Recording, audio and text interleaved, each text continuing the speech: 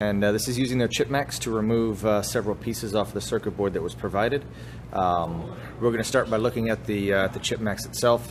On the upper programmer, we can the upper controller will look, and we are currently on pattern 2, which is the higher one. If you need to adjust that, you can go down to pattern 1, which will take you back to the 450 degree soldering and desoldering temperatures. Pattern 2 is a higher temperature, so we're just going to select that one. And we're there. On the lower controller, we want this one to be up to 500.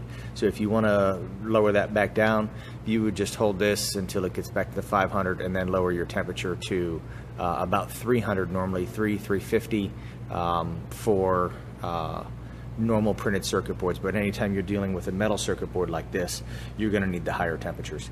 So first thing we're going to do is we're going to remove this large piece.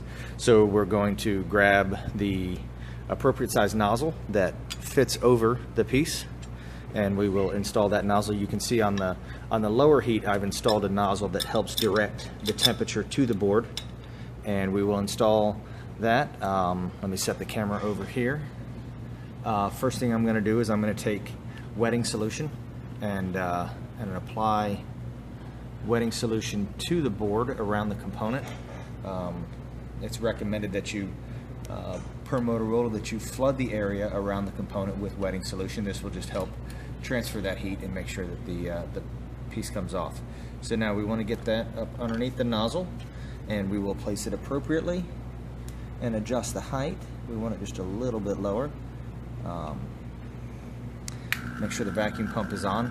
Now the first thing I'm going to do is lower the vacuum probe. When I press the foot pedal, you will see that both of these actually go into start and start to heat up. So I'm going to release the foot pedal once and press it again. This will shut off the upper controller. You see that just went to stop, but the lower controller will still heat. So I'm going to let this get up to 500 degrees and let it soak there for a few minutes, and that will just preheat this area on the board where this component is going to be removed. Because it is the metallic circuit board, it does have quite a bit of heat dissipation to it, so that's why we have the increased temperatures. So we still have the component heating.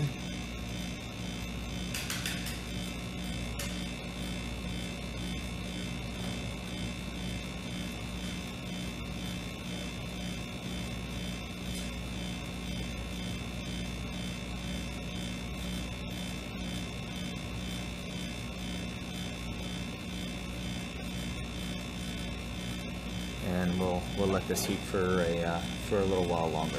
You can see that we're at about 500 degrees on the preheat, which is the lower, and the top is still stopped right now. This is just preheating the area around the board where this component is.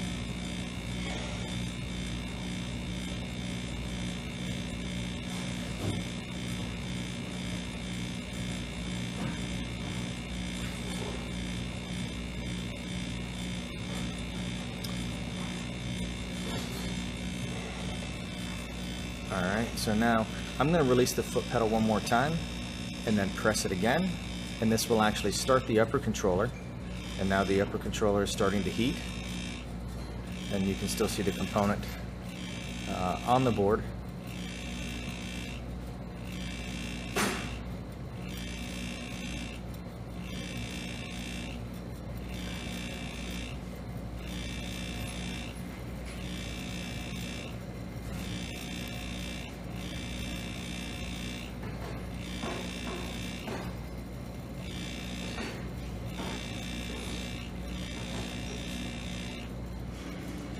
See, we're up to about 390 now, 400.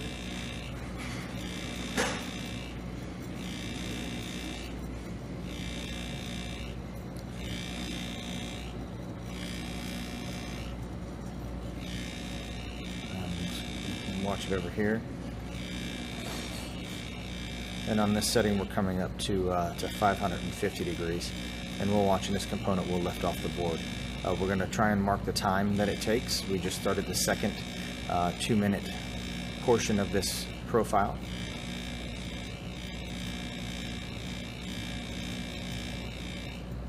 And you can see the solder starting to melt at the edge of that component.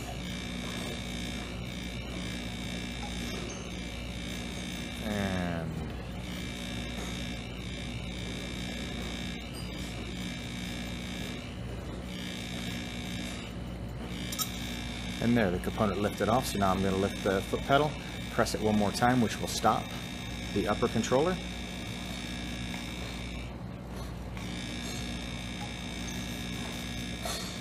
And I'll slide the board out from underneath.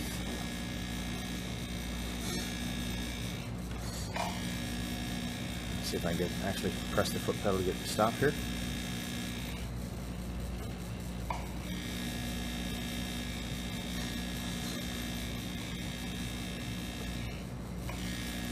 There we go. Now we're stopped.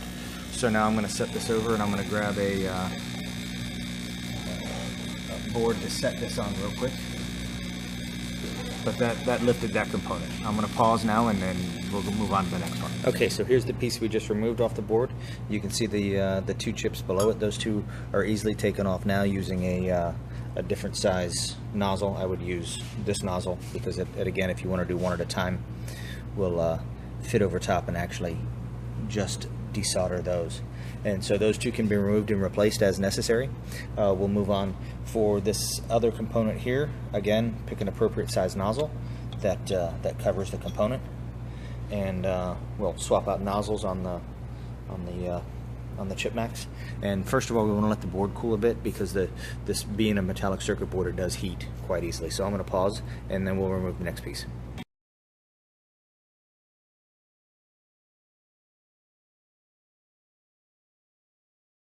Alright, so here we are back with the next piece. You can see I've replaced the nozzle and put the appropriate nozzle on to remove this next piece. I have the vacuum cup locked down onto the piece, and we will heat it and remove it.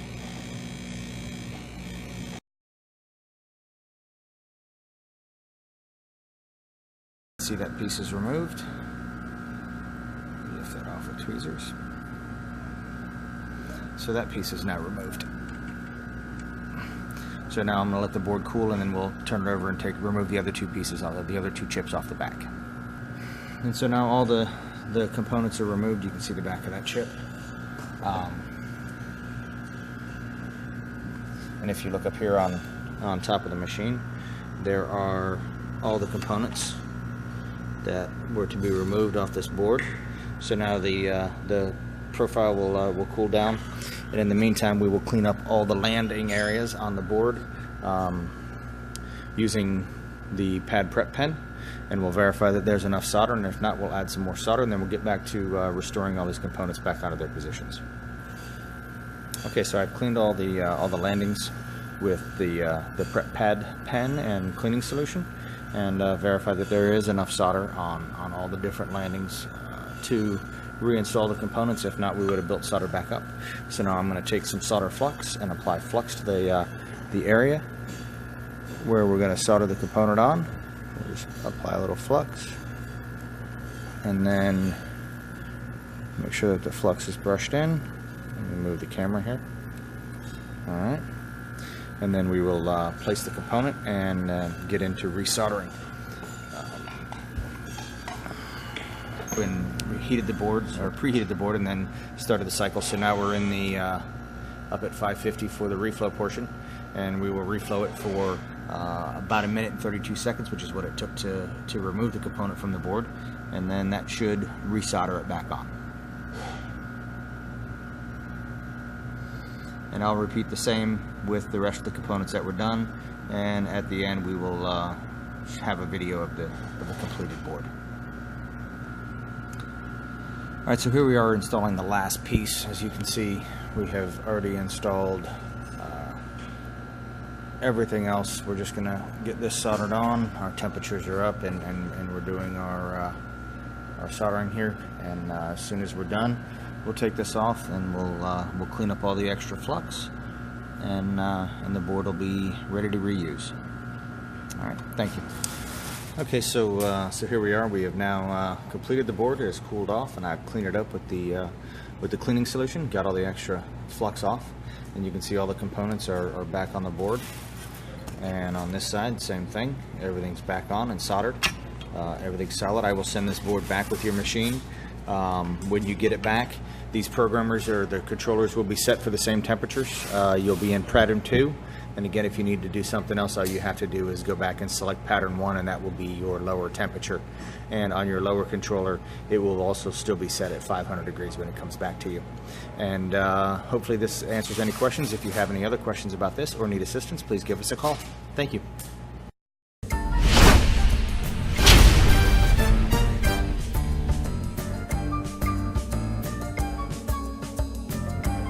For more details, visit our website at www.ape.com.